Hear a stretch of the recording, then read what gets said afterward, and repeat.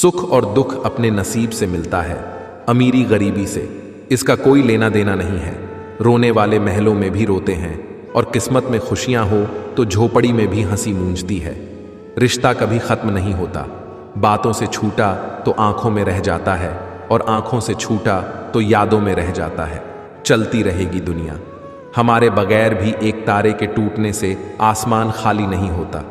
दूसरों की परेशानी में आनंद ना लें, कहीं भगवान आपको ही वह गिफ्ट ना कर दे, क्योंकि भगवान आपको वही देता है जिसमें आपको आनंद आता है।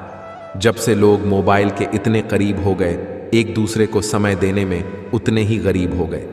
कांटों का चुभन तो कुछ वक्त का होता है, बातों का चुभन जिंदगी भर का होता है। ऐसे बानों की लोग आपके आने का इंतजार करें, जाने का नहीं।